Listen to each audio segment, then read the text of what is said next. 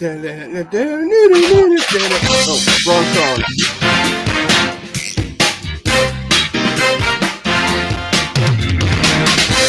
Dude, I actually feel like I'm back where I belong.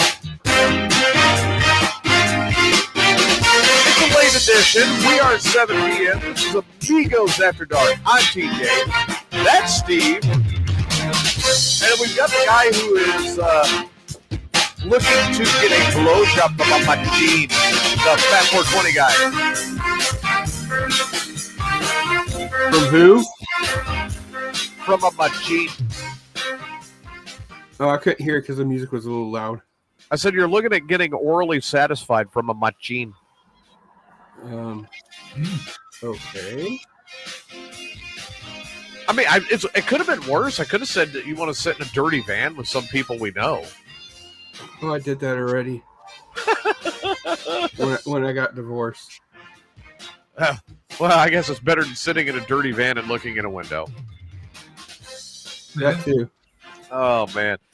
Or Dude, sitting what a drive in yesterday. I mean, we took off at 4 in the morning out of Pekin. Drove back yesterday. We pull in. Yeah, and I didn't get a hi, how are you, or fuck you at all from you. Well, I rode by and revved the motor and honked the horn on a bike, and then you told me you were sick. Oh, I was sick from the medicine. I wasn't sick. Well, I'm not going to risk it when you say you're sick. I said I felt like I was. Dude, I'm not going to risk my health if you're sick. I get that. It is a tooth infection. I know, man. I got one now back See, in the that's why back. That's why I got this ice pack to put on the side. It's like kind of numb. Fucking back. It hurts. I fucking put a bunch of orange gel on it and my whole mouth went numb. And I mean, you're my friend. I don't want to walk in and insult you wearing a Tyvek suit or something. It ain't the first time. Oh, of course, we get back. We get back, and then my son, boy, I mean, he just got all into a friend of mine's daughter. Oh, so he has 3 chicks down there now. Oh yeah, pretty much. I wonder where he Well, gets this it is one of them, so it's 2. It's still 2, but now they're going swimming together tomorrow. Woo! I'm like, oh, great.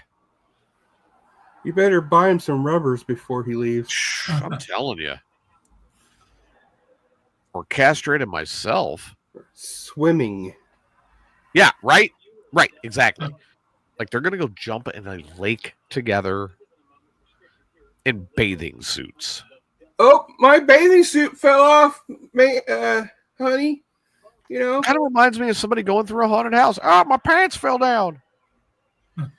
Yeah, but this time he'll probably have a boner when it happened. They did. You had a boner when that happened? No, it's too dark.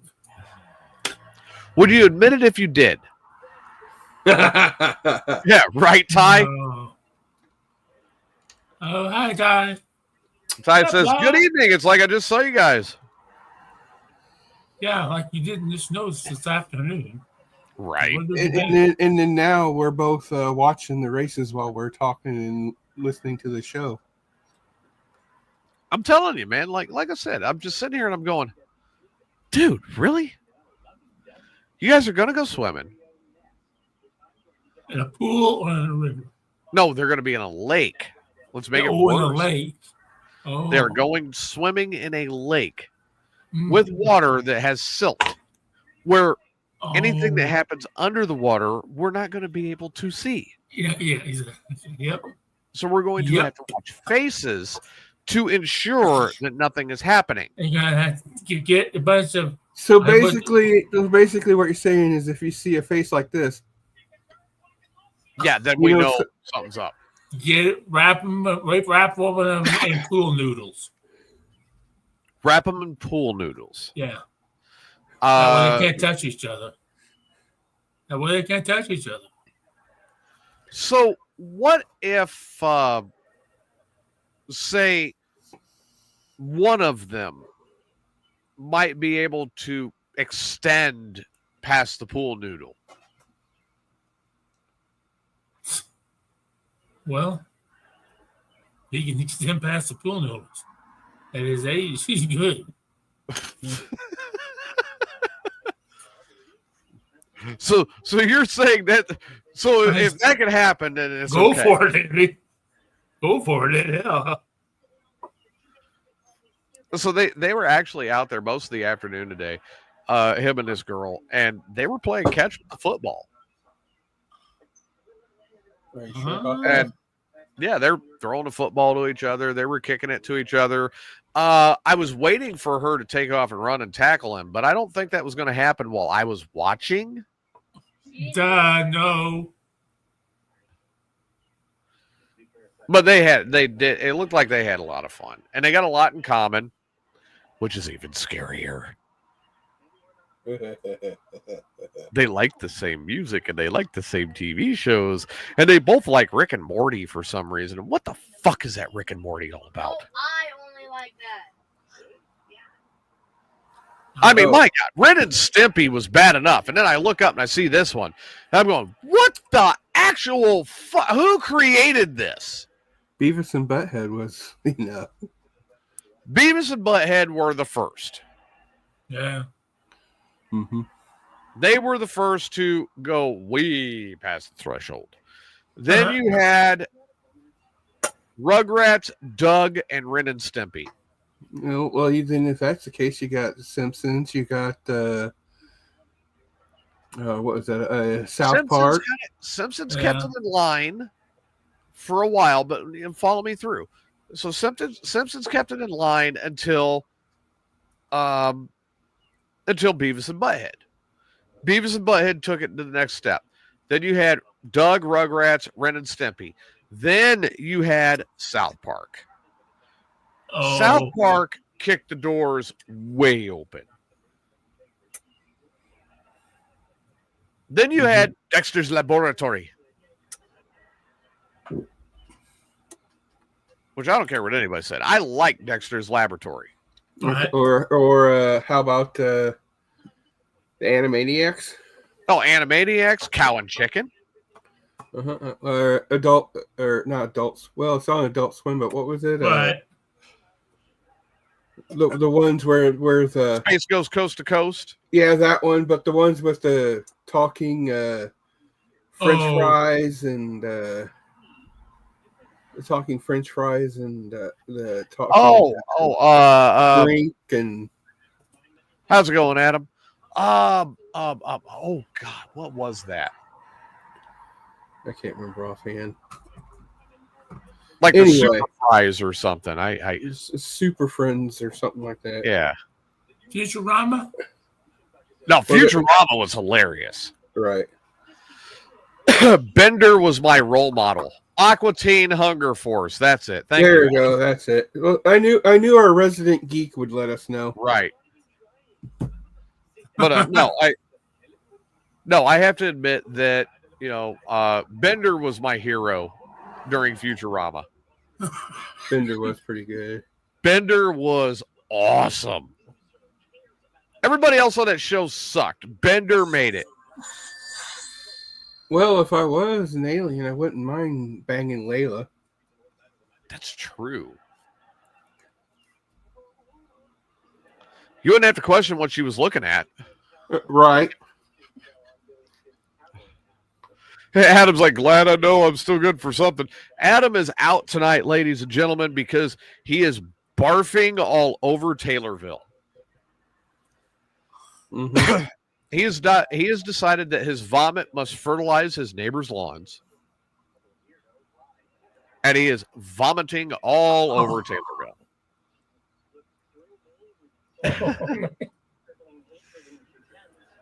A former member of the show may actually go over and help him by holding him and caressingly holding him and loving him while Tyler is vomiting all over Taylorville.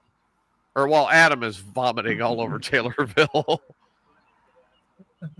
I'm so used to saying shit like that about somebody else. Right.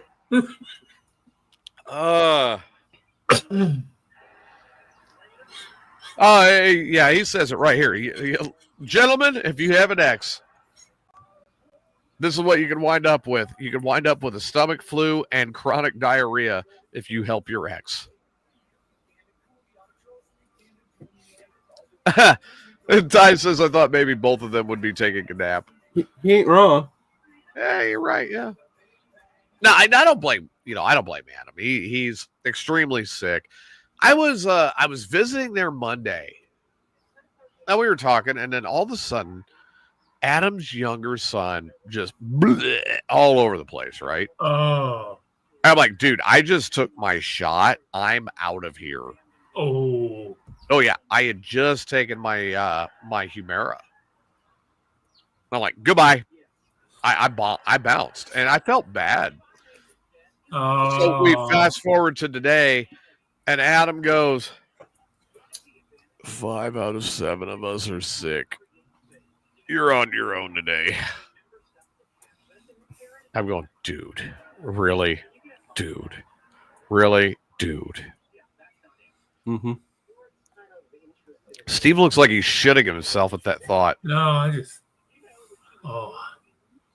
I can't do that. Either that or he's trying to hide. Either that or he's trying to hide his masturbation. Well, and then this younger child runs. Right? Did you just see that? He lifted up his hand and started sniffing it.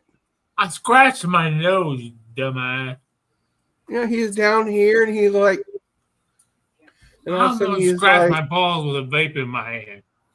Can't Maybe you scratch my scratch balls. your balls with the vape. yeah.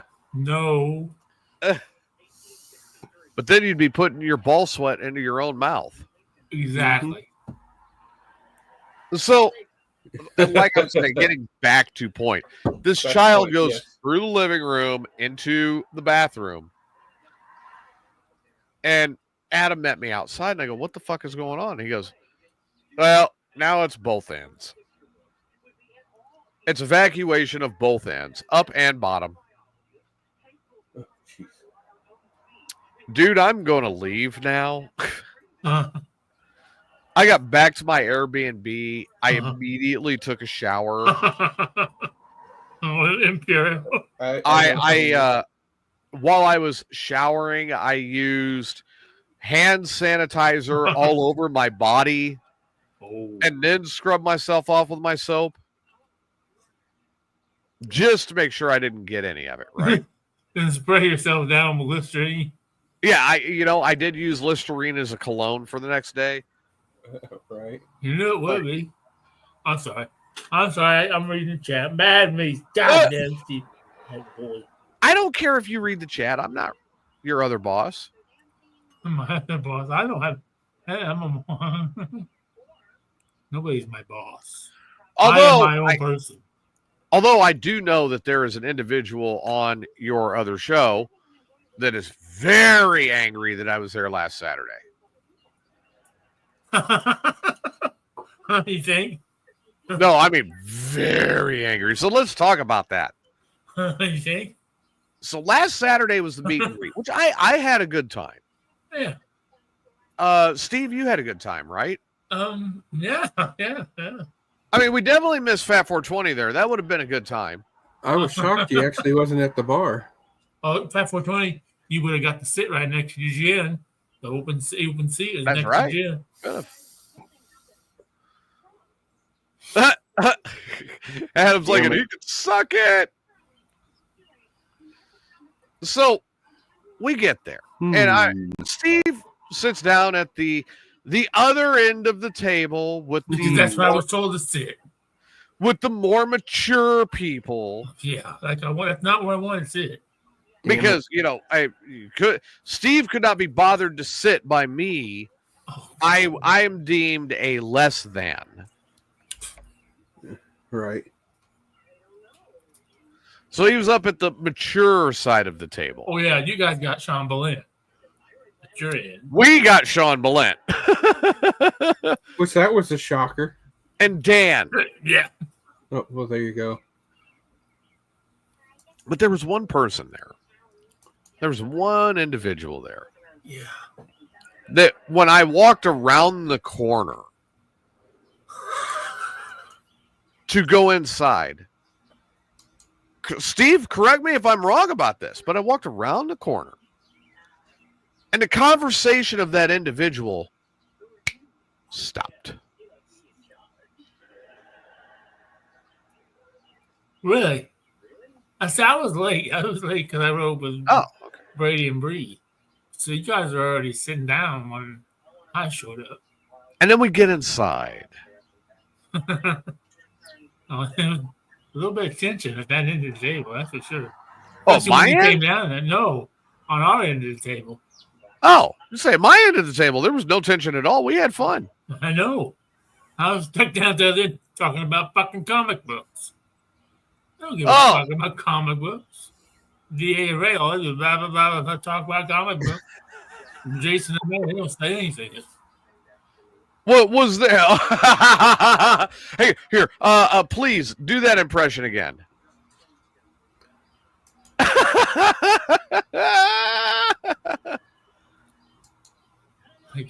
I tried to be. Was there any conversation about handies or Remy's? Oh, yeah, there always is. Amanda's going to brace on her arm because she hurt her wrist giving Jason a handy. Yeah. Lori was on our end of the table. You know, we had a party out on our end. What the fuck? What did I just hear? Lori was down at the end of the table that what Steve just said about Amanda. I didn't catch it. What was that? Oh, she sprained her wrist giving Jason a handy. Ew. I don't want to even imagine that. Well, what was it, his video game or was it actually him? Might have been a robot arm. All right, Howard. But no, we had a blast. I watched, don't get me wrong. Now, I watched Tom order his first horseshoe. And I'm listening to it. I'm like, okay, beef, horseshoe. Yeah, that works. Okay, Texas toast. Yeah, that works. Okay, yeah, the cheese. Okay, that works. Sweet potato fries. Yeah. That just killed it. Like, yeah. But that's my personal taste. I am not a fan of sweet potato fries. Not in cheese. No, not in that cheese. No. Yeah. Mm-hmm. But he got it. And I would have said, if I had been there, I would have said, no, he does not want sweet potato fries. Believe me. He wants regular fries. So, I mean, we're sitting there at our end of the table. We're Lori and Tom and Dan and Christina and me, Big D, Jen, and eventually radio's Sean Balint. We're all we're having a blast. Right. Well, Sean comes walking in and he sits down, right? The waitress comes around to see how we're doing, and we hear this voice echo from the other side of the table. Hey, you're going to just sit down. You better make sure he pays for his own shit. Right? Oh. I'm not going to mention any names on who had done that at all. Fucking pickle jar just exploded all over me. Bitch. I will not say who did that, but... How come I had to sit down and say, oh, I was. And then I get in trouble. I'm the one Why did you get in trouble for it? I didn't get in trouble for that, but I got in trouble for ordering beer. I thought I was buying my own dinner. So I just ordered my beer. Fucking alcohol, motherfucker. Well, okay. Maybe this is me being me, and I am a thinking individual. I do not believe that me as an individual, that I should have any right to tell another individual what they have to do to have a good time around me. I just want them to have fun. Right. All right. I don't care if you smoke weed. I do not smoke weed. So if you want to smoke weed, fine, smoke weed. I don't care. Right. At the Mayhem family reunion, if Irene and I decided, do the hanky panky right there in the middle of everybody, then TJ will be fine with it. That'd be kind of where I draw the line. Like, go find a room. I don't need to see all of that. Yeah, we'll be in your coach doing it. You will not. See, when I am not in my bed, I have electrodes that I hook up to my bed. Oh, that'd be more kinky with her. And I will run 36 volts and 1,000 amps through that bed. Well, I'll die happy. Well, you'll die. I don't know if you'll be happy or not. But yeah.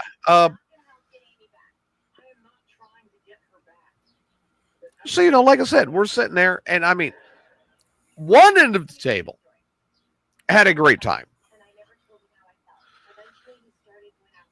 The other end of the table, not so menos. Mm-hmm. It was fine. Once everybody got done eating, then everybody kind of intermingled. No, fuck it. One side got their food. They got done eating their fucking food before the other side even got their food. I have no idea what you're implying there, Steve. But you guys were done eating, and we were just starving. Cat, you don't eat fucking pickles. Don't say fucking pickles. Adam says death by snoo with Irene. Yes, please. Exactly. Bouncing, and all you see is bouncing, coach. No. Bouncing boobs, and then all of a sudden you die, and it'd be like the last thing you remember is seeing these great bouncing boobs in your face. All right, so that's happy. Now, when I saw the sweet potato fries on a horseshoe land in front of Tom, I'm going, yeah. No. And I like sweet potatoes, but I wouldn't put it with a horseshoe. To his credit, he ate it. Uh-huh. Maybe he invented something like it. It's probably more of a northerner thing. It's definitely not hillbilly. You step on my keyboard, kind of. See, now here's another thing, though.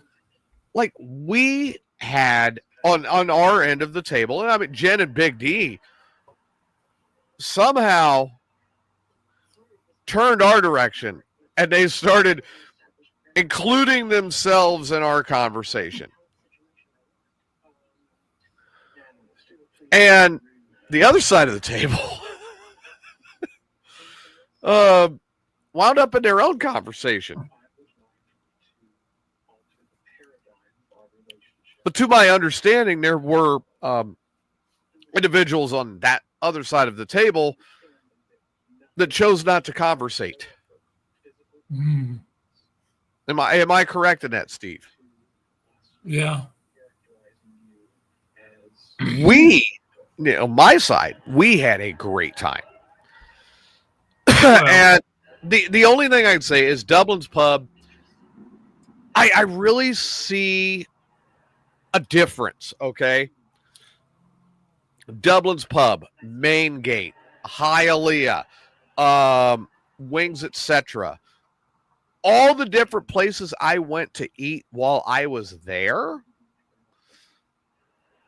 I really felt like they were trying to conserve money. And they were really skimping on a lot. And it was not what I really remembered from a lot of these places. And I was actually very disappointed with some of the food. So like Dublin's Pub, I ordered a tenderloin. Maybe that was my fault. I love a tenderloin. That's one of the, as Steve and 420 will tell everybody, it's one of the first things I look for when I get back to Illinois. I look for a tenderloin. I was highly disappointed in it.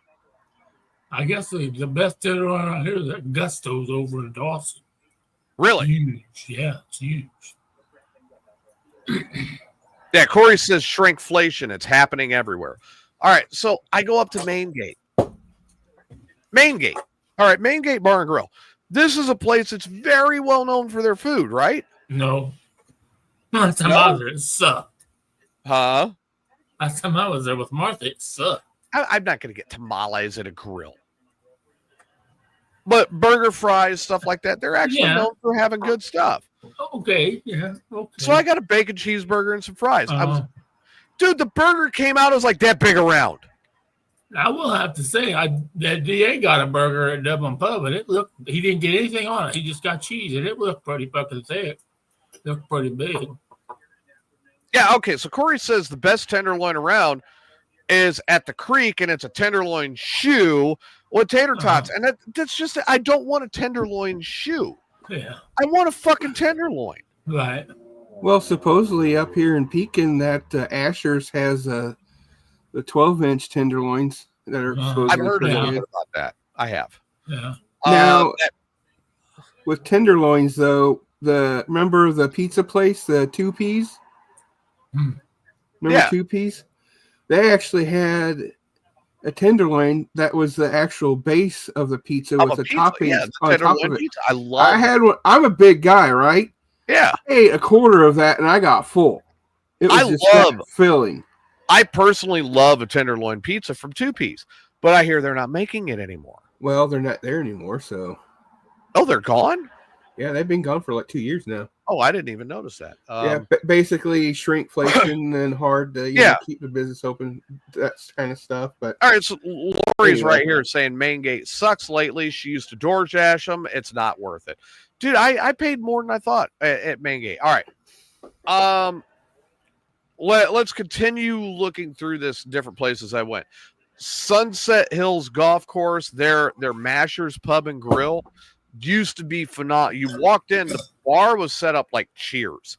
It was just this phenomenal place to go. Good food, good personality, good people, right? It sucked.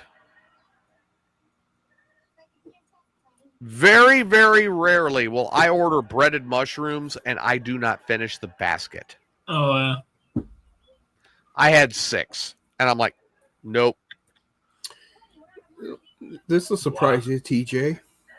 What's that? Remember our favorite place we used to hang out at? Ming's? No, well, no, them too, but this is another place. Okay. The bar. Okay. The Spoke? Yeah, the Spoke. I'm having a feeling Dan's... Hi, Cindy.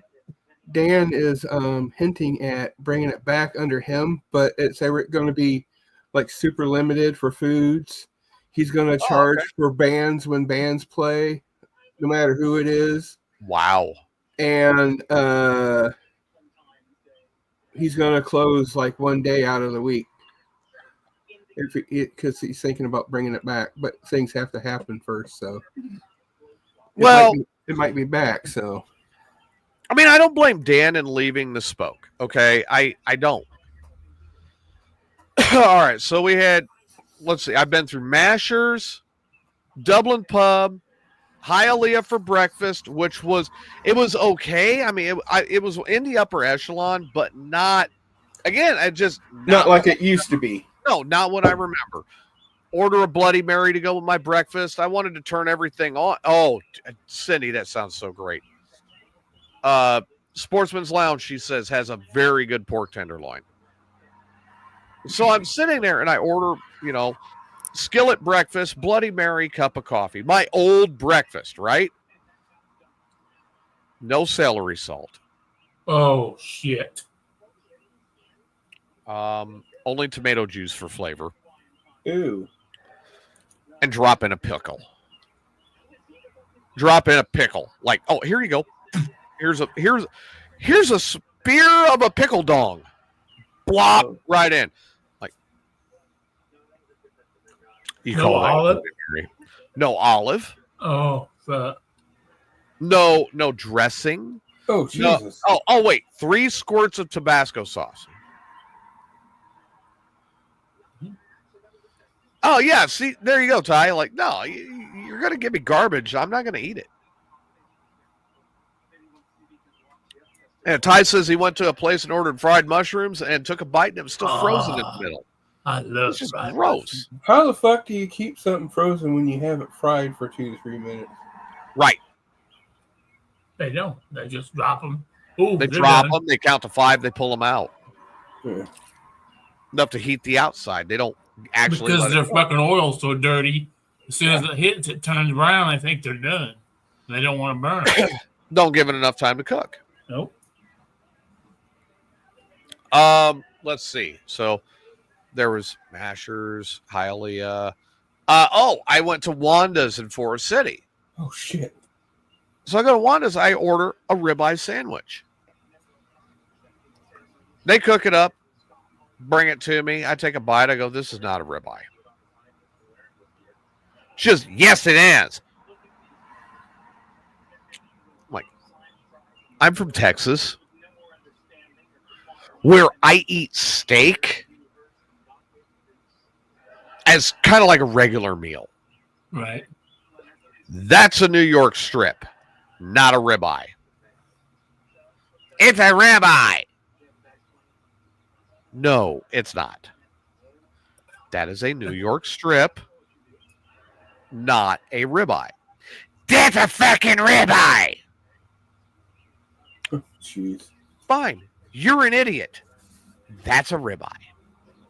Why did you get it out of the freezer instead of bringing it out off of the cow? That's a ribeye. Oh, this is somebody I used to get along with. She looked at me like I was a stranger. Oh, jeez. Like, no, I'm done. I'm done. Yeah, I don't blame you.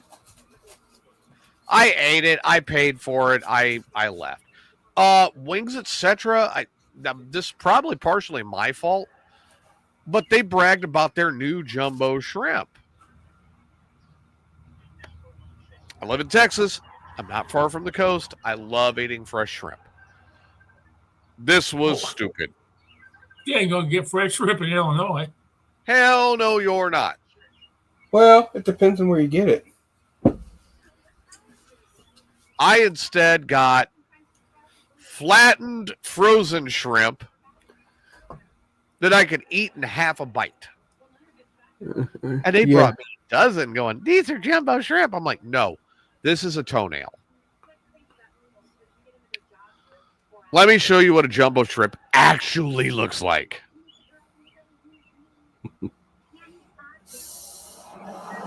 Paid my bill, left, and thought the whole way out to the car, I was like, I should have gotten fucking wings. Oh, those would have been frozen too from like Walmart or something. Why would you go to a fucking wing store and order shrimp? I went in there to get wings, and then I saw it, and they're like, oh, no, that's great. It's the best shrimp ever. It's the best shrimp in the area. I'm like, But they fucking suckered you, didn't they? they suckered me good. I'm like, all right, you know what? I'll try the shrimp. And I take full responsibility for that. I seen you coming. Oh, fucking yeah. They saw me coming from a mile away.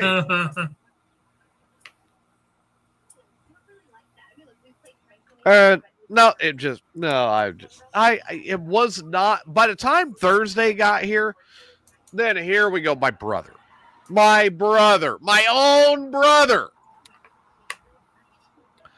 He smoked a pork butt and made pulled pork. Oh, boy. We're sitting there. I'm eating the first of two sandwiches that I made. Oh, we didn't critique it. He goes, so what do you think? I'm like, oh, God. That was the wrong question. Where is the flavor? Who's got flavor? I said, I taste less smoke in this than it would have had if you put liquid smoke on it. You cooked it on gas.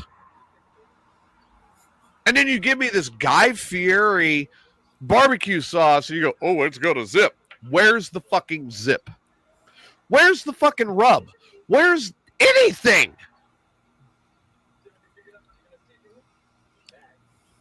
Dad can't handle it. Oh. Thank you for the excuse.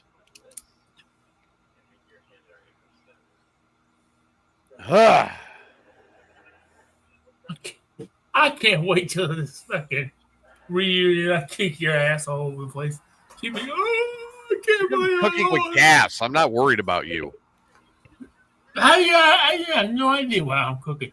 It's still okay. Are you going to cook with wood? I don't know. I'm not saying pellets. We'll see. I mean, not pellets, wood. Actual chunks of wood in direct heat. Yeah. Right. Really? So you've got the equipment to do that now? Well, I right this second. No. Not right this. Where are you going to steal it from? I'm not going to steal it from anyone. Although somebody did say something that had something I could have. I don't remember. Oh, DA said that. He told me he had some wood. He told you gave me what? He gave me all his secrets. Oh, no, he didn't. Yeah, he did. He did not give you all of his secrets. Oh, yeah. No good chef gives up me all his woods, all his woods, everything else. Yeah, you just remember. So, like I said, DA and I have traded notes. It's like this. Cindy, you're absolutely correct. 5'20", he was going to kick my ass up and down. Oh, yeah, motherfucker, he's not smoker. You know. Look, DA and I have traded notes. I respect DA as a cook. Don't get me wrong, but I don't give away all of my secrets. I don't give away all of my techniques or my methods. Mm-hmm. I will tell you that I have evidence of what I can do on somebody on the show. I won't mention any names, but I do have evidence.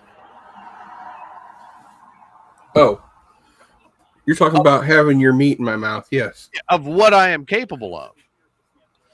And Steve, let me go this route, all right? 420, how good was that night? I want your meat in my mouth again. Steve, I half-assed it. I was there when he did it, too. I half-assed it. I know, and I was there when he did it. When we have ours, I'm not half-assing shit. I'm not scared. Because you want me to bring my A game, and I gave you my word I will. Hey. Because between the bonfire in the backyard, him doing the smoker in the front yard, it was... I can see how he was doing the... Yeah, don't forget about the beans, too. Right. I got your beans right here, buddy. Yeah, I found his beans at Walmart the other day. It said I noticed that. I noticed that. So, no, I mean, like I said, I half-assed that when 420 was over for the... And, I mean, I really... And I'm not denying it. I did. I put everything together 4 hours before we ate, and I fucking half-assed the whole thing. Mm-hmm. Still good, though. And everybody was still raving about how it turned out. Like you die. So, yeah, I have...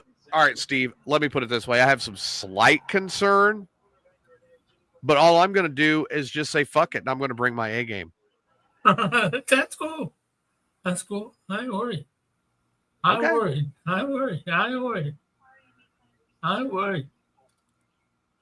And by the way, seasoning with feces is not a good idea. Don't worry about my seasoning, buddy. I'm going to turn to Big D for the seasoning. All right. So I did make Actually, he's probably getting his seasoning from Dan. I made a promise. Before going on vacation at the first show back, we would announce the challenger. Oh, shit. For the Tokerweight Championship of the World, next year's Smoker Mania. I am pleased to announce that the committee has decided. The committee of one? The committee has decided that next year's challenger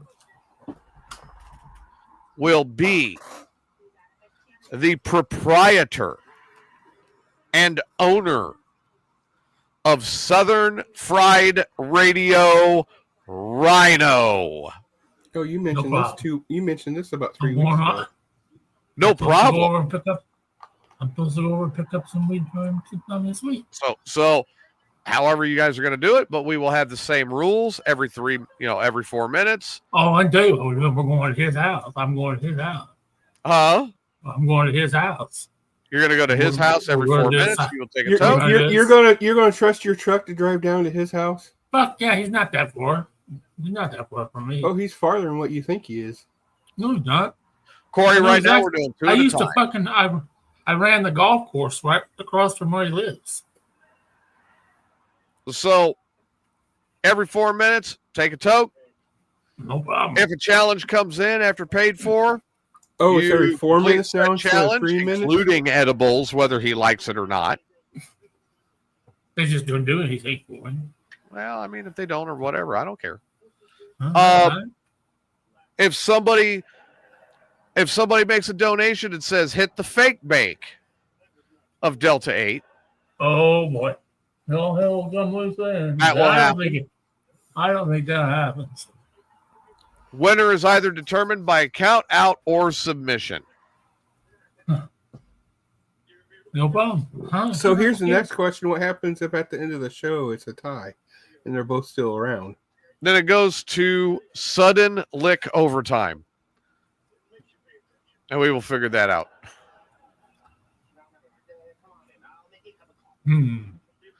I haven't created it yet, but I'll figure it out. Because last year I didn't have to worry about it. Somebody fell asleep right in the middle of the competition. I'm not going to name any names. Yeah, because I was using real weed. Steve wasn't. You got to remember that. So Steve Steve Ty says, now if the knife gets stuck, do you use another knife? I suppose. Or do you use a shoehorn? Well, Ty, if you'll notice hanging behind me, right here, I have the original poop knife right here, hanging on the wall in case I need it. It's even engraved. It says poop knife on it. Right there. That's Maria. Hello, Mr. Steve. He's thirsty. I bet you he didn't clean that poop knife too before he put it on the wall. Oh yeah. Just like he didn't clean that penis strap on that. Well, what's that? What's that up on the shelf? That looks like a dildo. There's a dildo up there. There's a dildo, pocket pussy, tampons, shit. Tampons? Oh yeah. What else? All the morning disaster CDs. Fell, didn't he? The fucking Grom just went by. A what? One of those Groms. Oh Lord. What the fuck is that? It's a wannabe motorcycle. Oh. Wannabe. So today I actually, because Adam was sick in the head and was unable to produce, I had to break out my producer's shoes and produce. Hey, the thing was, that 420 pit stop with Ty and Steve. Even though Adam was not producing, he still was awake for the show. I will give him that. Yes, he was awake for the show. I did see him comment a few times. So yes, he did. So I have not heard about how pedestrian of an effort I put in for my producing. Who said that? I was waiting for Steve to tell me it was very pedestrian. I think there were a couple problems with the music, if that's what Twain noticed. But other than that, the music came in early, went early, and went out. It was too loud. I don't remember what it was. The music was a little bit late at the very beginning, but it was okay. And Pat was always talking, and the music started. Come on. I know guys that can do better, and they sleep. I knew he was going to pick me apart with this. I knew he was going to do it. Like, no, you are a terrible producer. Yet I still am the administrator. I know. I have a question. You probably do. Do you still have? No, I bet you don't. Do you have things like? Do you have the Cheeto Death songs and stuff like that? Yes, I do. Do you? Yes, I do. I'm just get you. I was telling Rhino about it. We were talking about it on Southern Fried Radio today. I'll have to get you his email. Well, thank you, Ty. He said the music was played and it was not dead air. What's Ty know? It's only like his third podcast. He's a race car driver. See, I'm waiting. 420 hasn't said a word yet. Why? It went good. I liked it. Oh, see, there you go. So that's 2-1. I didn't say I didn't like it. I just said those were the problem. Yeah, you just said that there was a guy who sleeps that could do better than I did. Sometimes. Oh, please, whatever. Lately, he hasn't. I used to be a part of shows that he produced, and it was horrible. Oh. Well, I was too. He was very unreliable. I don't know which episode I'm watching right now. Fuck you die. Motherfucker. Oh, damn. Shot across the bow. Right? I says, you're right, Steve. I am a race car driver, not a Hornet driver. Yeah, try to say that Hornets aren't real race cars. I beg to differ. My doors didn't open. I had to climb into the window like everybody else. A little bit bigger window, but I got in. That reminds me, there's this late model driver over at Fairbury, and he basically was a big dude too. I think his name was like Bob. Bob. I can't remember the last name, but they actually he actually had to cut it the door below to where you know how there's the bottom of the where the rail the chassis is, and you know how they usually have it up like a couple inches higher. He actually had it to where he actually had to have it right there so that way he can get in to where you know how it's usually up here. It was more right here. Yeah, when you seen him, that's he's that big of a guy. That's all I did. I just took it had a roll cage in, and I just I went down with a sawzall and I cut down to the top bar, and that way it just gave me extra 4 or 5 inches. Mm-hmm. That's what she said. She wanted 4 or 5 extra inches from you, but didn't get it. I cut the seat post out because the roll cage is right there. Phenomena.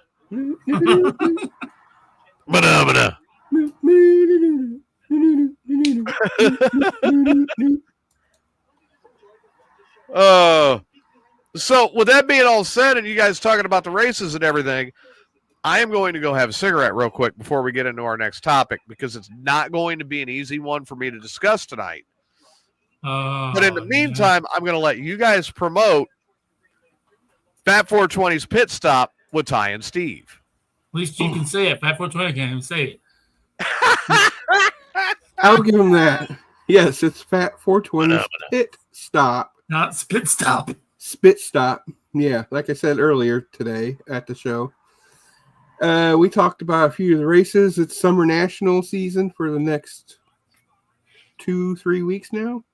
Oh, yeah. They're at Fairbury tonight, which it looks like it's going to be good because they're prepping the track as we speak. Really? Still? Well, yeah, they got done with qualifying and everything. There's only 3 classes, too. There's late models, modifieds, and street stocks. So it'll go quick.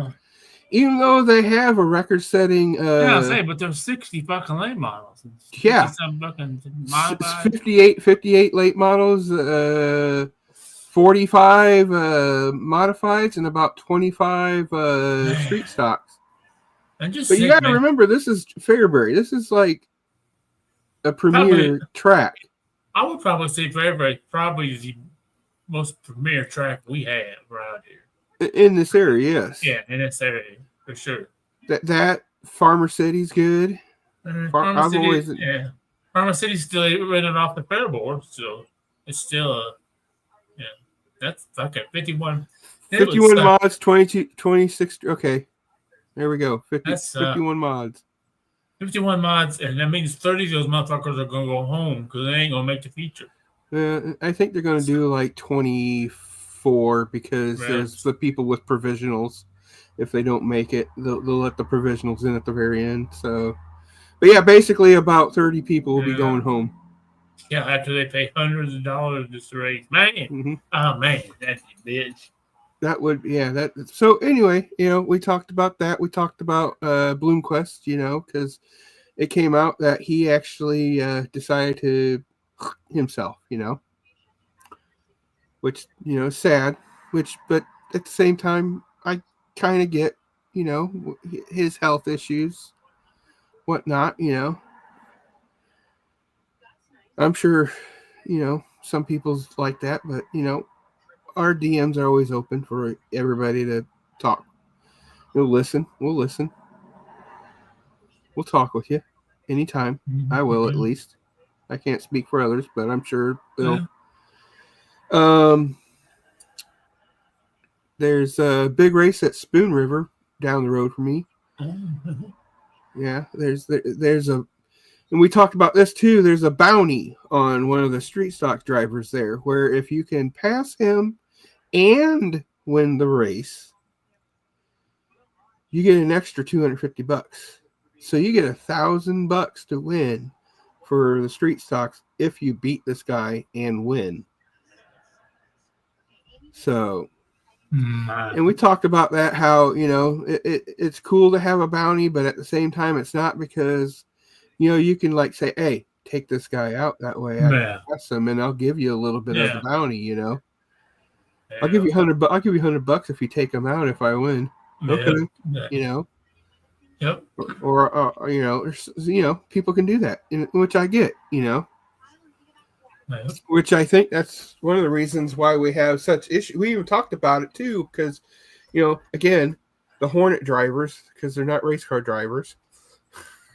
There's over at one of the local tracks, they have issues with the Hornet drivers always fighting all the time over winning $350, if that sometimes.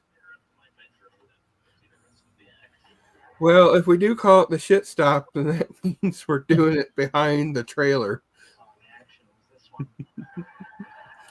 Or as Ty said in the story, because we had story time with Ty and Steve on the show, Ty said his grandfather was at a race one time and he seen this guy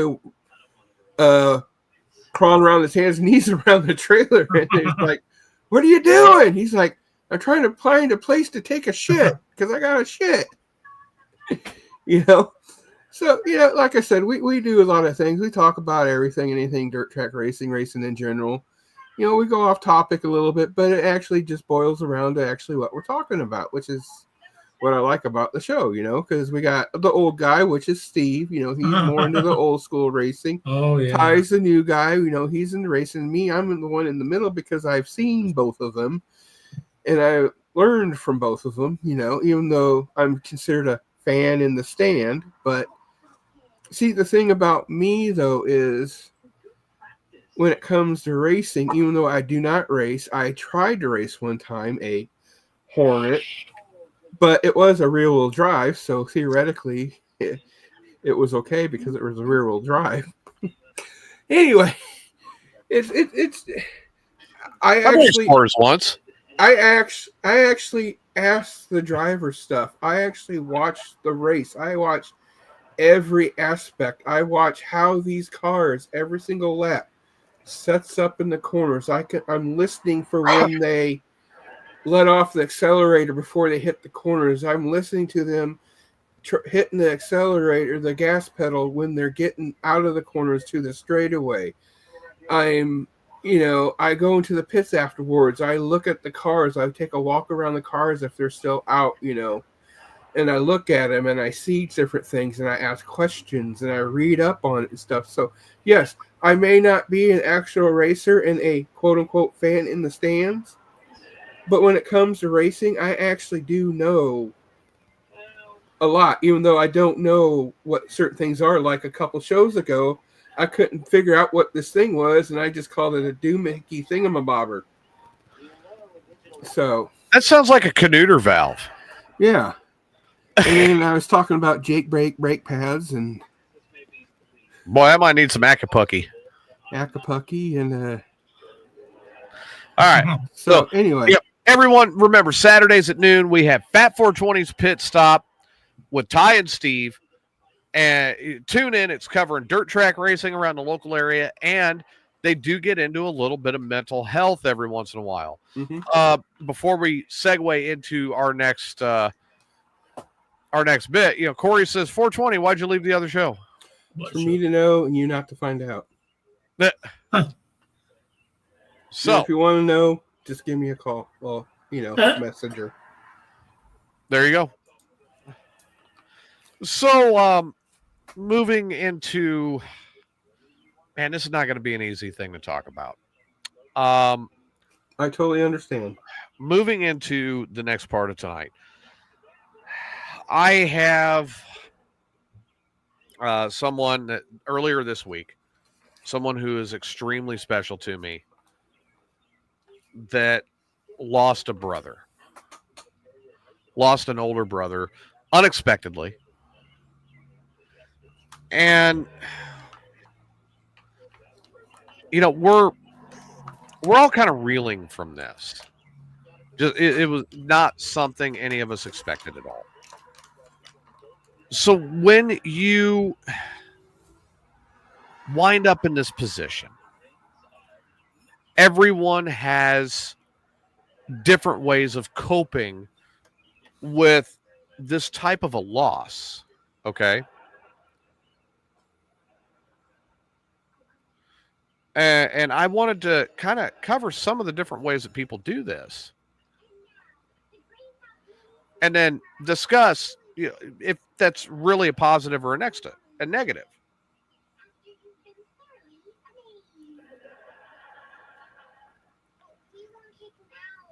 So like the individual that is so close to me, she hasn't shut me out, which I'm very thankful for. However, she has shut out a lot of people.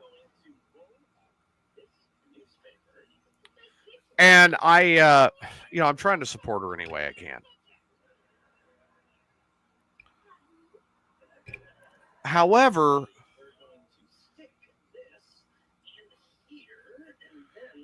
I can't really say that I think that the full shutdown is like the right answer. Now, going into a homicidal rage is obviously not the right answer either. Well, but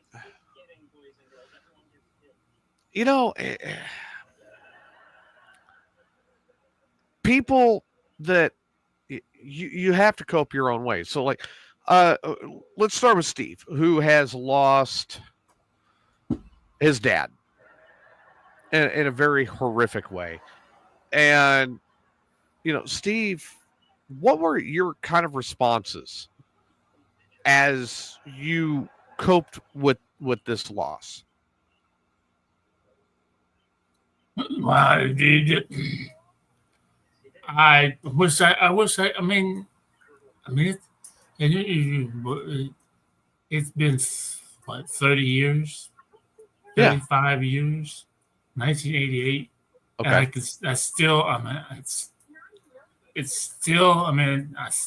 I remember the day from the word go. And just to say, how do I respond to it? I just have to kind of push it in the back of my mind. And it's always in the back of my mind. And, I'm like, fuck, everybody knows that I've had all kinds of mental health problems in the last year. I think we finally have found a medicine that kind of, I'm not going to say it makes me feel better. It keeps me from blowing up for no reason, things like that. But, I'll be honest. It just seems lately, when I do these podcasts and I do these radio shows now, I think part of that is my coping. And I don't see it. Everybody says, oh, blah, blah, blah, Steve's so funny. I don't see it as me funny. I just see it as I'm just hanging out with a bunch of fucking people. I don't see it as I'm not trying to make anybody laugh. I don't. Mm-hmm. It's not like I sit around and write this stuff comes out of my fucking head. Just boom. Somebody might say that, and you go, what the fuck did he just say? Well, yeah, I said it. But a lot of it's experiences of life. I just, when it comes to, the tragedy of my dad, wow. See, I can't, you get, I can honestly, I've gotten past it. I forgave him for what he did. I Okay. understand why he did what he did. I think I moved. I think I moved on past that. I think I really did. I think I've made peace now. I mean, like I said, it pressure in my mind all the time. It doesn't even have to be mentioned anything. So, why don't you kind of walk us through what happened that caused this trauma? Well, you want the whole deal? Not necessarily. Give us the cliff notes. Well, cliff notes. I don't know. You're talking about. I don't read. I can tell I went to college now. I went to college. Give us the basics. Give us the basics. Like my dad committed suicide. I found him through carbon monoxide poisoning. He'd been depressed. He'd lost his job with 40 years.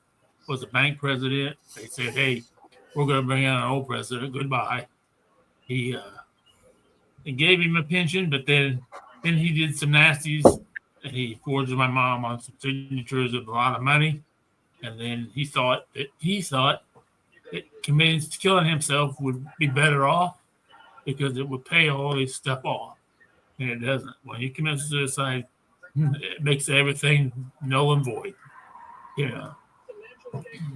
So that's just. And my dad, my dad's the reason why I fucking do the racing. He was a car guy, so my dad was my best friend. Now you said that it was common carbon monoxide poisoning. So are we talking like the old 70s, 80s way of, go in the garage, towels under the door, start the car? He went to a hardware store in Rochester. We lived in Springfield. Bought the hose, duct tape, rags, pulled the van in the garage, did all that. Even he went as far as put an accelerator on a gas pedal, and then he went and got into the side, set it in the van, and he didn't sit in the driver's seat. He sat in the middle bench seat. He just sat there, and because he ran the hose up in, because it had pop-out windows, he ran the hose up in there, and he just sat there and smoked cigarettes until he fell asleep and died. And when I came home, I thought everything was cool, but I smelled something funny in the house. So are you saying you were the one that found him? Yeah. Because he wasn't even supposed to be home. He was supposed to get a job interview. Sounds horrific. Yeah. And back for 20, you've been around cars enough. Damn, that smells like a fucking garage. Why does the house smell like a garage? And I said, the dog was putting anything in there. I thought, nah. And we had an attached garage, and I opened the door of the garage, and I could see the van running. He was already slumped over. And I just closed the door and dialed 911. And of course, where we lived at that time in Springfield, it wasn't, and it seemed like it was forever, but it probably wasn't 2 minutes. And every cop and fire department, they said, you need to come in. And they made me sit down. Literally, I sat in there with a recliner, and this city police officer stood right in front of me. You can't get up. You have to stay here. I said, I just want to know one thing. And I thought, I said, is he dead? He said, he's gone. And I said, would it have made any difference? If I had ran in there? Because it was only, maybe 20 steps. I could have opened the passenger side. I said, no. He said, you would have died by the time you got to the van. He said, there was so much carbon monoxide in the garage that they even had to go, the fire department had to go in with oxygen on. Okay. Once, before they even opened the door. First they had it all. But they said it was praised that I showed up because he set a brick on the accelerator, and the motor was about to explode in the van, which would have exploded our house and the house next door. Right. We lived in an area where the houses were real close together. So it would have, hard telling. He didn't think about that. He He wasn't thinking about that. In his head, I got to figure out how to get out of this. He was in a deep, deep financial mess. And, one way he knew to get out of it was to kill himself. And it didn't help at all. Reminds me of a friend. So I want to ask you now, with that all being said and kind of rehashing that, did that, or would you say that negatively impacted your life after that event? Oh, yeah. And how did that happen? Well, partly because I became because my dad did it, but the night before, my mom and dad had a big fight, and my mom said she wanted a divorce. She told my dad, you don't have to move or anything. I can't be married to you, because she saw that all he was doing was sitting around feeling sorry for himself and everything else. She said, I just want a divorce, But for a long time, I blamed my mom. I was 21 years old. My brother was 14. When my dad did what he did, after that, I left the house. I had a couple of issues with my mother, and she you can't come back to this house. And it ruined. That's when I moved to Decatur and started running with the Bennetts and doing race cars. They became my family. I didn't, for about 5 years, I didn't talk to my mom. I didn't talk to my brother. I didn't go to my brother's high school graduation. And when I graduated high school, I wasn't even invited, because my mom and I had I did some very deep-seated issues. Yeah, I made some stupid comments, and I did a couple stupid things, and I'm lucky I didn't go to jail, but my mom worked for the state police at that time, and she just wanted me to get help and get help. So, hindsight being 2020, and your mom wanting you to get help. Oh yeah. Looking at it now, do you think maybe you should have? To be honest with you, I'll be honest with you. Yes, I do. It don't fucking work. You know why? Because I've been in a lot of mental health facilities right here in Springfield, and a couple in St. Louis. All you have to do, this sounds bad, but it's true. All you have to do is participate in their bullshit. They want you to go to all these classes and do all these different things and stuff like that. Well, they say, we're going to figure out what meds work for you.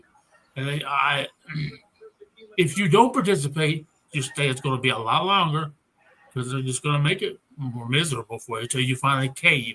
Because that's what happened to me. The first couple of times I went to the psych ward, I didn't. I sat out, I slept, I laid in my bed all the time and everything else. And I didn't socialize with anybody. But the last few times, I thought, fuck, only way I'm going to get out of here quick. Because number one, we all have problems. Don't get me wrong. Now, there's some people, when you go into the psych ward, I don't know if any guys have been, I know Adam has been, there's some fucked up people in there. I'm sorry. You see yourself, you're like, damn. You see, you got to look at these people. There's some people who really need you to help. Here I am, a physically able person, because I felt sorry for myself. I thought, I said, I think I'm going to kill myself today. Right. And, hey, I've done it. TJ, I asked you if you had a gun once. Yes, so, you did. Come on. And you said absolutely fucking not. Which is great. But I did, but I wasn't going to give it to you. Well, I know you did. I knew you had a gun. I knew you had many guns. So. I've got 3 that are in here right now, and I'm in my coat. I thought, well, maybe he'll say, sure, TJ. I'll let you borrow it. But no, it's. All right. So, would you, based on your experience now, would you say, not just Illinois, and I see where Ty is coming from, but not just Illinois, but the system as a whole, would you say that it would benefit from a revamp? Oh, yeah. And how would you do that? Would you go more individual based, or would you lean more into a group based type therapy? Wow. That's tough, though, because I've done both. And I went to a place. You need this bug? You're raising your hand, son? Yeah, what's up, Fev? 420. No, I just want to touch on what TJ said, but I'll wait till after Steve's done. Go ahead. In my opinion, it should be individually based, but group at the same time with it, because find a group of guys that have the similar things, Yeah. but it's still individually based. Like, for instance, with Steve, like, let's just say, for hypothetically, Steve had an issue, like with not getting late, not getting sex all the time, and he's getting depressed from it, Well, I would I meant like so depressed that, he wanted to, off himself. Find a group of guys that have that kind of issue, so that way it'll still be individual, but it'll be a group effort. Oh yeah, I was just gonna say that because something to that effect. Or like for me, I have issues with being overweight and not feeling like I'm loved. I've had find a lot of group of guys that feel the same way, and then that way you can still work on individuality, but at the same time, it's everybody might have the same likes and dislikes, but maybe you have a different ways to coping, And that's what I did the last time I was in a place called the Highland Center, which is down in South County, St. Louis, and that's exactly what I found out. I found about 4 or 5 guys that they were all into. We were into racing and everything else. And every day we sat at the table, we talked racing, we played Uno, we played cards and shit like that. And we did it as a group, and eventually one to get out, the next to get out, and it dwindled down until you start another group, you ask, what do you like? What do you do, Some people, they say, oh, fuck, I don't want to talk to you. But some people will talk to you. Like I had a roommate that he wouldn't. I was doing it for fucking 7 days. He didn't speak a word to me. I tried to say hi and everything else. All he wanted to do was lay in his bed. Like, okay, dude. All right. So you guys are both saying, get a group of guys. So when we discuss the group therapy, do you really believe that the gender bias needs to be included into the group therapy? Or do you think that there might be people of both genders that are feeling the same way where there might be different perspectives? Well, I think it still should be segregated because some people feel vulnerable, maybe. Okay. Maybe how you say it? Right. Around the other gender. Oh, yeah. So a little bit of pride, do you think, might be coming into it? I think that might be it, yes. Like for instance, like with me, it's like me dealing with the whole feeling loved and, with the opposite sex, right? Right. If I had a couple of women or other, whatever you want to call them, other genders, yes, besides what I identify as, I feel like I can't open because, I'm dealing with that gender. Right. Well, I don't know. I think if they have the same likes, I can identify with them, even if it's a woman. And then maybe it could be a case by case basis, like depending on what they're dealing with. Like someone like for instance, Steve with his dad, he's dealing with it because of his dad's issue. Now with that, I can see having multiple genders in because it was about, finances. Okay. But like with me, I feel vulnerable and, like to be around the opposite, gender of what I would like to be with. Right. I feel I can't open up. So, anyway. Now, bear with me. I'm also tracking. Exactly, Ty. That's what I'm saying. For me, it's easier to talk with other guys than a woman because they don't feel.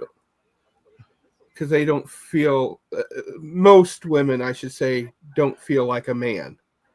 Right. Oh, no, and I'm not arguing that. Well, But you do have some women that are out there that they're more of a man than half the man I used to be. Yeah. You know? Yeah. I would still feel a little leery because, again, I don't think so. it's the opposite sex. I might feel a little bit, but I mean, I might open up a little bit more, but not fully. Right.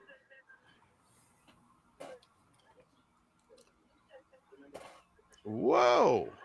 yeah, but sometimes the women like men that show their true feelings and emotions. So yeah, oh yeah, baby. That's another thing. It's a stigmatism where, right. When guys open up to women, let's just for now. Okay. Let's just deal with females and males, like what they were born with. Not saying disregarding other genders or anything. Let's just talk about these two. Like for me, that's pretty much what I'm talking about anyway. So okay, well, I am. I just don't want to not. You don't want to exclude anyone. Yes, exclude anyone because everybody has issues, mental issues and stuff. Okay, now where was I going with this? Dang it! Sorry, it's just a lot going, Yeah. And I'm finally getting to talk about it, which is kind of cool because it's actually helping me out.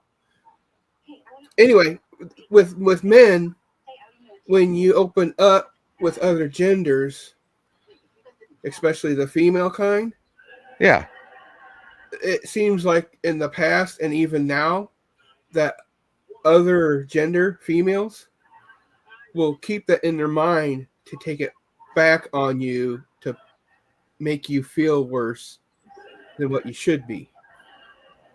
I think that's what I'm trying to say. Basically, they'll use it as ammo against you. Right. Because I actually have seen it with friends of mine that took their lives because, like I said earlier, I had a friend that passed away. He was getting a rocky divorce. He found out that he couldn't have any control over his kids. He had to pay an exorbitant amount of child support. So he basically did the same thing what Steve's dad did. Went in the garage, turned it on, sat there, smoked until he just was gone. And because he also opened up to his ex just totally, for him to find out, his ex totally like lambasted him after the fact. So that's why, and it boils, so in full circle, that's why I feel there shouldn't be multiple genders in one thing, because you don't know if that one gender is going to go to their friends and go, oh, well, hey, that person that you're dating right now, he did this and da da da da da da da da. And that's why I feel if we just had split up genders would be more beneficial. Okay. If we had Ty brings up a point here that I'm going to get to, but bear with me a little bit here, okay? So 420 is very much for keeping the genders separate. Steve, what are your thoughts on that in a group therapy situation? Do you agree or disagree with 420? And again, I'm not discounting anybody. It's just, again, like what I mentioned. I see his points, though. I mean, yeah, I see his points, but then I guess it all depends on really what you got going on. I mean, maybe you're going through a divorce. Maybe a woman's going through the same thing. Maybe she's going through a divorce that she's upset about, or and that's why she's there. Maybe that's why you're there. Maybe you have kids. Maybe it's sometimes I've done the personal. I just don't. I feel like the psychiatrists. They're just okay. And then how's that make you feel? Okay. And then how's that make you feel? They are okay. Let's try this. Let me write a script. We'll put this on and see what. Okay. And 3 days later they do the same thing. Okay. How's that make you feel? Do you feel better? Do you feel worse? How do you feel any change? Can you tell? Where, yeah, I don't know. Where, because I know my first experience I had, I did they made me do electroshock therapy. That Ow! wasn't, that wasn't pretty. That wasn't fucking pretty. That was old. I wouldn't say old time, but they strapped you down and had the. Right.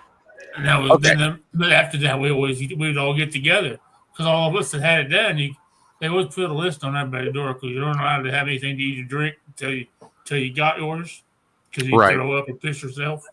And so after everybody got done, we'd all meet.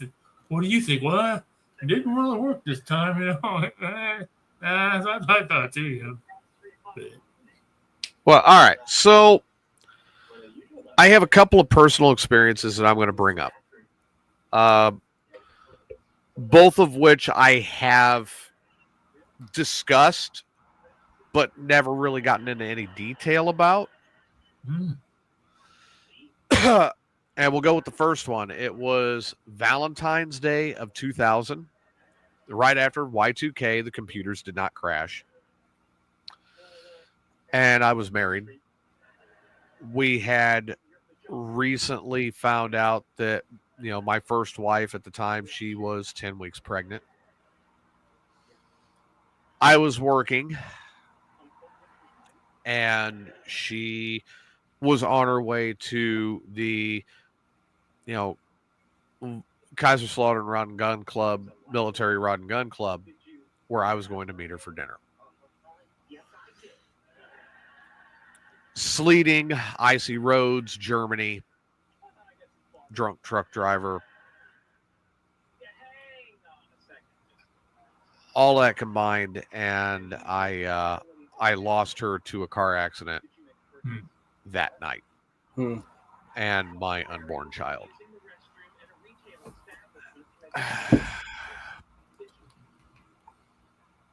That really affected me. Oh, yeah. So at first what I did was I really threw myself into work. Right. And then I had a break. I had a breakdown. And I threatened to kill my first sergeant.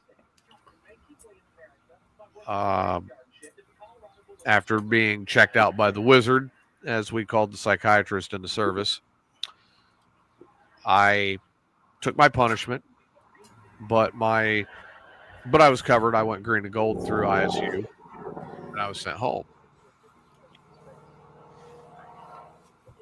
That did not change the fact that I never really had adequate services to deal with that kind of a loss. Oh, no. Oh, yeah. Basically, the whole, old chestnut, put your feet up. How does that make you feel? I'd walk through the motions. No big deal. I went from throwing myself into my work as a military police officer to a broadcaster to mechanic to security to car salesman, eventually working my way into my current career field as a truck driver. And I always leaned back and thought that the right answer was always hard work. Throw myself into my work. I did not realize that was a Band-Aid. We fast forward through 2 marriages, 3 kids, everything else. We get to 2018, about the same time of year. I was on again, off again with a woman, not the dog lady. It was prior to her, somebody I thought I really cared about. And I was pushed to the point that I grabbed and I downed every pill I had in the house. Mm-hmm. And I was drinking heavily. Riley, go on your profile, please. Oh, you are on yours. Okay. I was drinking heavily with every pill in the house, and I eventually stopped answering, and I had passed out. And the dog lady at that point was my roommate. We were not dating. And my brother, both, they kicked the door into my house. And when I came to, I was getting my stomach pumped. And sent upstairs at Methodist in Peoria. 5150 hold, 72 hours. I bullshit my way through it, got back out. Basically go in and tell them, what they need to hear to make them feel good about what they're doing, and I got on out. Right. I did start seeing a therapist at the vet center after that, who she and I got very close. She was really good at what she did and really started helping me to realize a lot of different things and a lot of the different traumas that I had dealt with over the years. And it was the individual work with her that brought me out of that.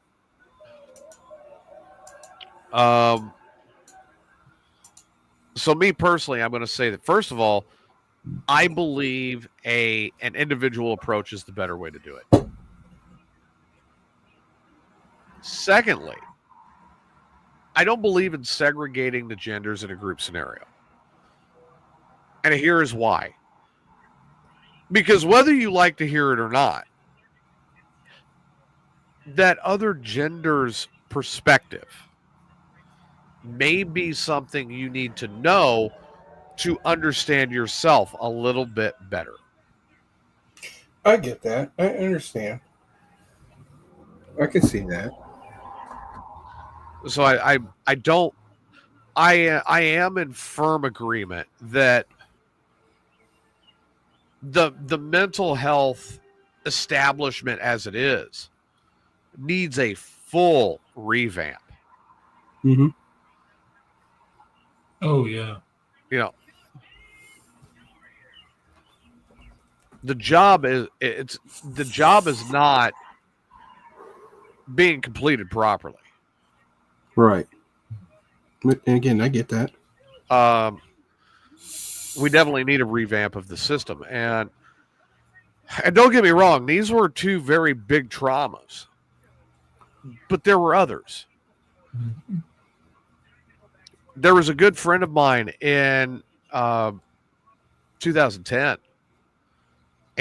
He threatened it multiple times. I didn't believe him. I went to the bar. Like, whatever. And when I got back, I found him hanging from a tree. He had committed suicide. There was nothing we could do.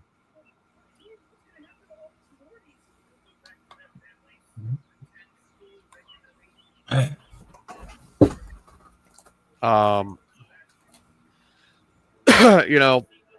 friend of mine, it was just 2 weeks later, another very good friend of mine, cancer. Carried him around his house. Say goodbye to him. Weighed 90 pounds. This was a guy that was 6'6" and weighed 310, all muscle. Could pick up a Camaro. Mm-hmm. It was disheartening. I've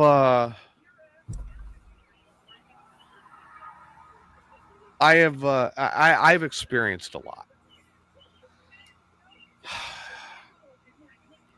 And I still,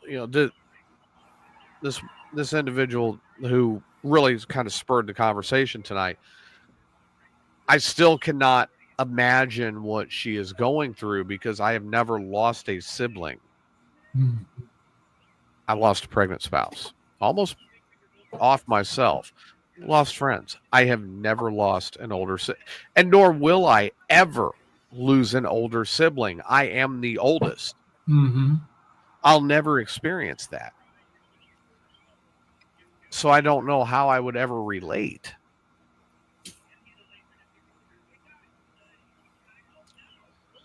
Do you guys believe that a religious belief is something that helps guide you through traumas of such? Yes. Support the theory. There's this group that I go off and on to called Celebrate Recovery. It's faith-based. And when you go, I feel myself, I can't talk for anybody else except for me.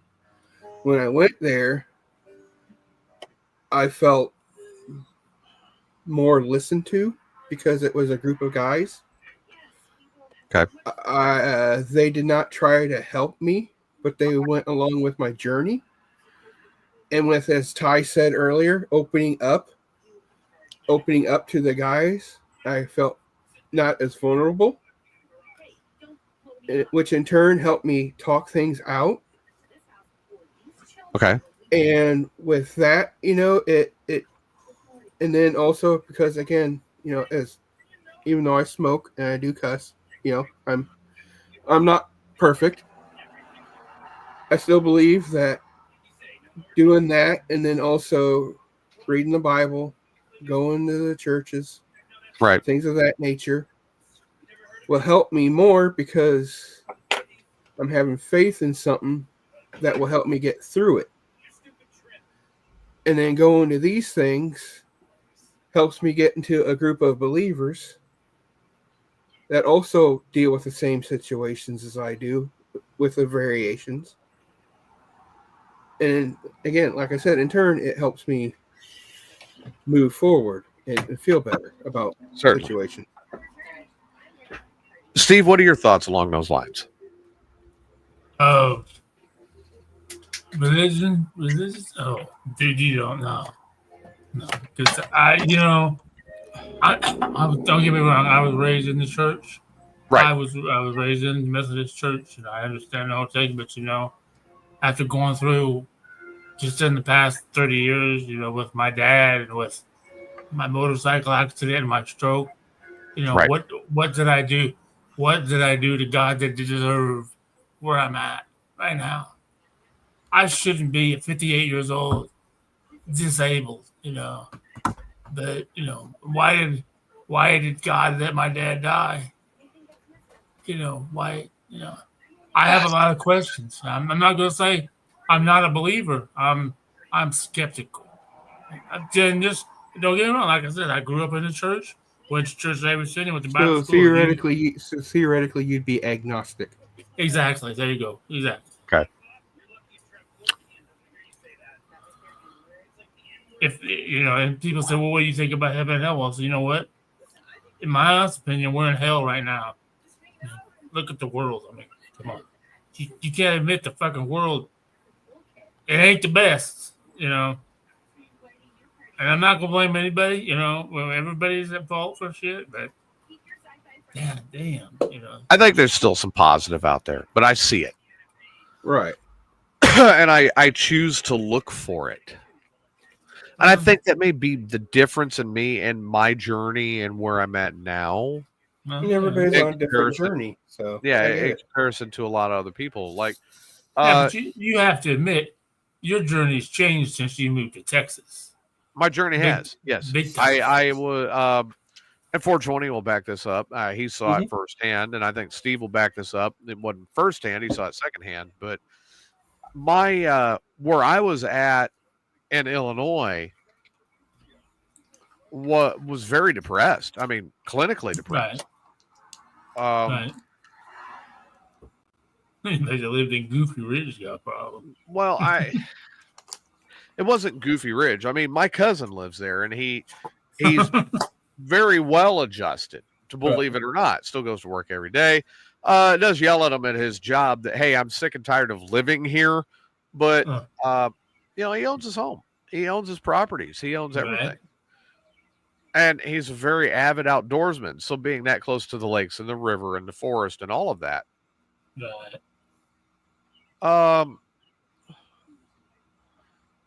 it's helping him a lot.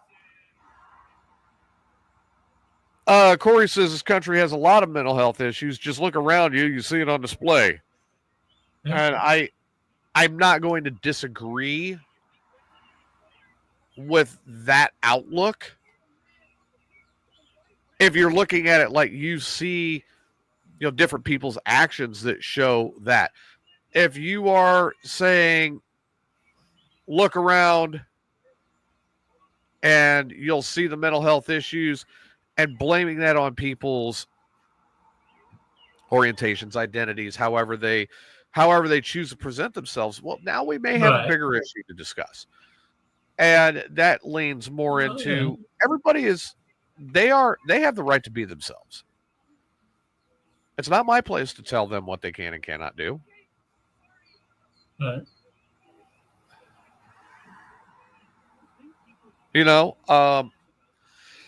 And it's not my place to be involved in what they're going to do.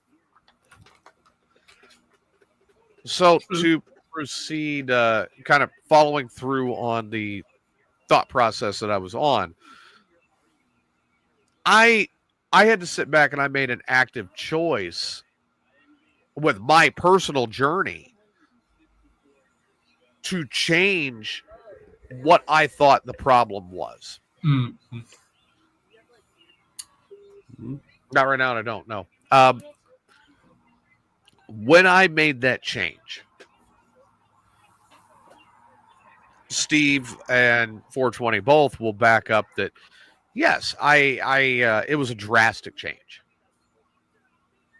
Mm-hmm. Would you guys agree or disagree? Oh, yeah. It would seem like it, yes.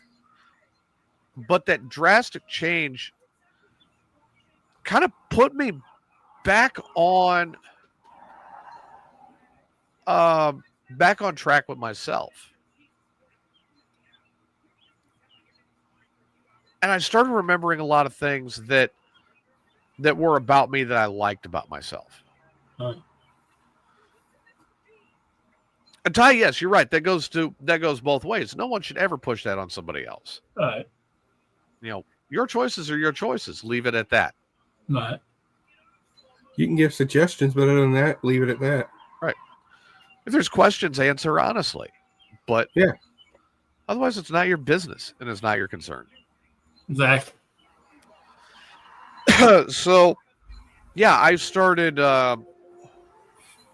remembering things about myself that I liked. And rebuilding a life that I had honestly, I had rebuilding a life that I had left behind now 14 years ago when I left New Mexico. And I moved back to Illinois, and I moved back there not for my own self-edification, but I moved back there for my parents and my family and to do right by them, just to find out that I wasn't even needed. And I even look at that today, and I see when I look at them, I was sitting there, you guys have seen the pictures on my Facebook.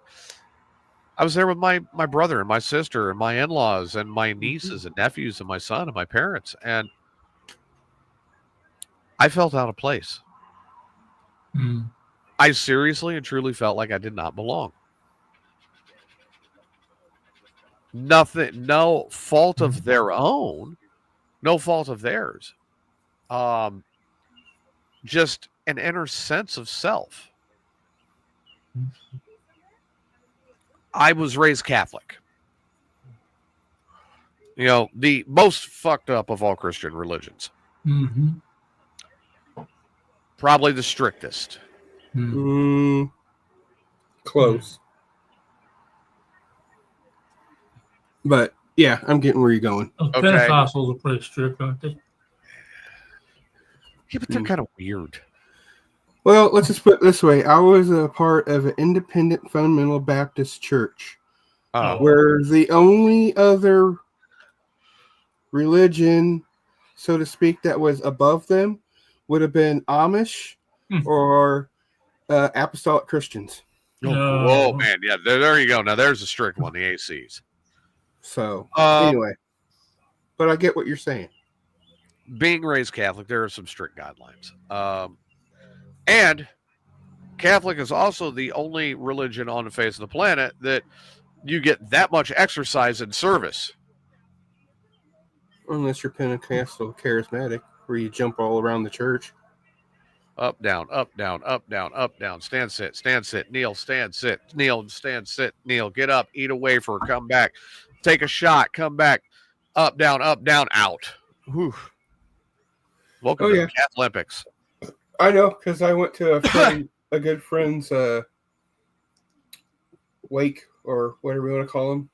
Not his, but his dad passed away, so I went to be with him, and they basically had a Catholic mass there during the. Anyway, so I got what you're saying. There are a lot of things about my faith and where I was raised that I disagree. I do not believe I need a priest for me to confess. I disagree with that. I am very, very much against, at this point in my life, organized religion. Right. I make no secrets about that. I am more of a believer in finding your own faith. What? And when I say find your own faith, I mean you have got to be able to find those beliefs in yourself when you look out, just looking out your window. Mm-hmm. And if you can't, then find a way to get there. It's nice to know that you have, or that we have our own.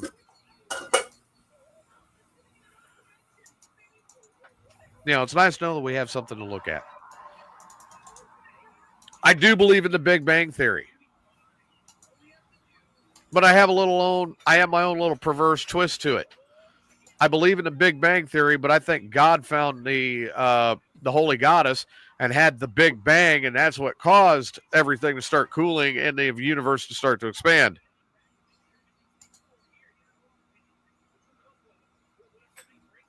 A snake handling church? Yeah, nope, not doing that one. That'd be like me going, "Hey, Steve, you want a Western Diamondback?" Nope. I could bring the video up again. I don't even want a garter snake. Nope. So no, I think faith is good. Was. But it's another one of those things that I don't think it needs to be forced on everybody. Right. You have to come to your own faith on your own. Right, but don't you think that there should be people helping you guide you towards that? Okay. If necessary, yes. If not, no. Every individual is different. We all have a different intellectual constant. We all have a different comprehension level. I get that.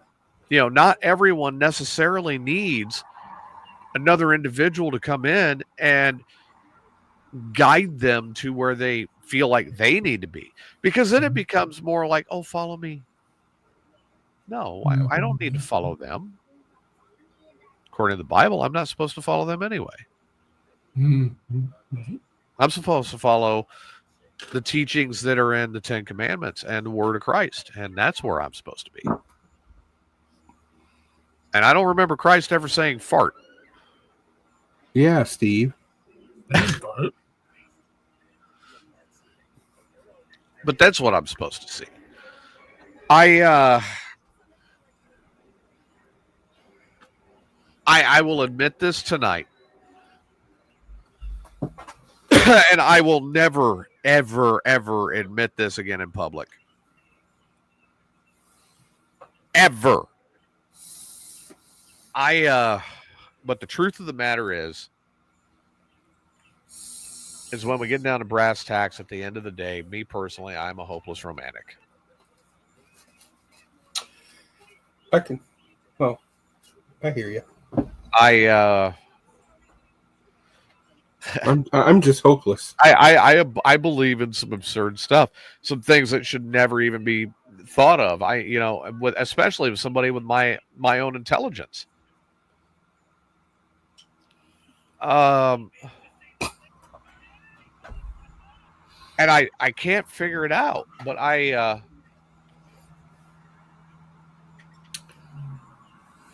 believe in love at first sight.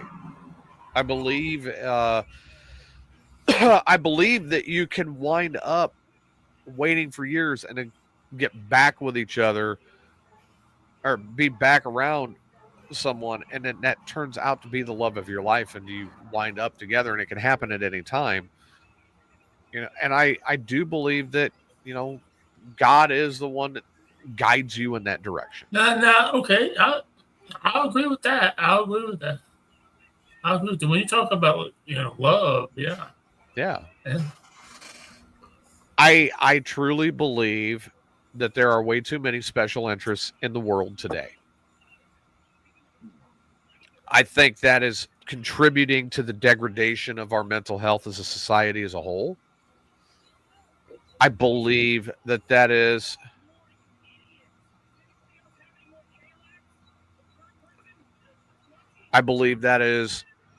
causing issues with our country, and just the lack of ability to accept people as who they are is a failure on our part. We are not reading the word as it was written. And one of the things in there is, as Corey said, love your neighbor. Unconditionally love your neighbor. It's not our place to judge. Yeah, I love Steve, even though he cheated at Smoker Mania. That is not our place to judge. It's God's, not ours. Why should I judge anyone? That's exactly how it is. So with that being said, and me kind of getting off of my soapbox at this point, I guess I should find a dial here. Oh, Jesus. One of those 4-cylinder cars. Yeah, I know, right?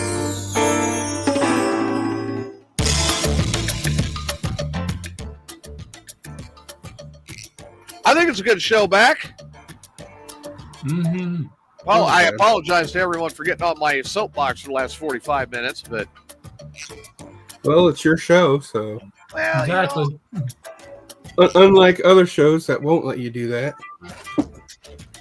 But with that being said, 420, your final thoughts tonight. Final thoughts. Tomorrow night. Tomorrow, are we going to have a show tomorrow? Tomorrow, 4 p.m. 4 p.m. here. Then right after, on iVlog.tv, I have music shows. I play music. We chat about anything and everything.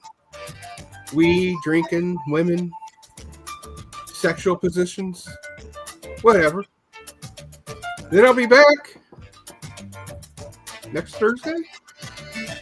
Yes, we will be back Thursday. Okay, we'll be back at our usual time at 9 Central-ish. Right? Yes. Then, on Saturday at noon, is the Fat 420 Pit Stop with Ty and Steve. I actually said it right. I want to make sure you said Fat 420's Pit Stop, not Fat 420's Shit Stop. Yeah. I think I might have said that today. You Anyway. did. I have a question about that show. You're not sure about that show? No, I have a question about that show. Okay. The time I agreed to me because the weather is supposed to be beautiful next Saturday. Can we start at 11:30? I have a wedding to go to. That's up to your other boss. Hey, if you can't show up, you can't show up. But I can show up. And who the fuck? Who does a wedding in the middle of race season anyway? Non-racers. Yeah, exactly. Go figure. And do you really need to The go? race, what I'm saying is I gotta get ready. I gotta dress up and shit, you know. And the We'll way talk about it. It'll be okay. We'll talk about it, though. Ain't no big deal. But there's that. Again, we talked a little bit about mental health here. That's what I talk about on my show. And I'm sure I could speak for everybody here on the show. Our DMs are always open for you to talk if you need to. And as Ty pointed out, we need to make it a regular thing for men in particular, but really anybody to open up and talk to someone that you can confide in. And that's pretty much all I got because my tooth is hurting. There you go. Steve, final thoughts. Wow. Good show. And it was something ironic. I know nobody will probably care about this. Everybody knows NASCAR's in Mexico for the first time in however many years. Guess who fucking won the race at the fucking the Xfinity race? Daniel Suarez, the Mexican driver. Oh, God damn it. Okay. Sounds like a setup. Well, we all know asphalt's for getting people to the don't real want, racing. Everybody's bitching. We shouldn't be over there in Mexico. Those motherfuckers fix. We don't fucking need to be down there with this bitch. Yeah. Well, Ty has something to say to you right there, 420. Exactly. Well, remember that the next time your tooth hurts, you shouldn't be chewing. That's why I don't say anything to anybody. All right. Yeah. No, I'm not done yet, goddammit. Oh, okay. I haven't promoted my show yet. All Which 20 one? of them? All 20 of them. 20 of them? Tomorrow morning, I'll be on Southern Fried Radio from 9 to noon, the shit show with the stain. Then Monday morning, I'll be back with Rhino for Wake and Bake. And then Tuesday morning, I'll be back with Ray and the gang. And I'll be back on Southern Fried Radio Tuesday, Thursday, Wednesday.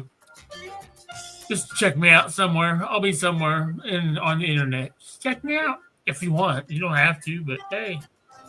And remember, you can also check out Steve's nude channel. My weed channel? Nude. N-U-D-E. Nude. Where if you are a single female, True, Ty. then Steve would be happy to show you and bear all. Oh. But I don't got any gummies. Just so do not attack him with a hammer. I think we had a great show tonight for the three of us. Adam, get better soon. Yeah, hopefully we'll get Squirrel and Irene joining us back here soon. Please spread the word of the shows. And let's build the network, folks. The more we build it, the closer we get to the Mayhem family reunion, which I'm very excited for. Everyone, I'm TJ. That is the Stain Stanton. And, of course, we've got Fat 420. And I want to thank everyone for tuning in. We will see you tomorrow night, 4 p.m., right here on Mayhem. Yeah, I forgot. Good night, everybody.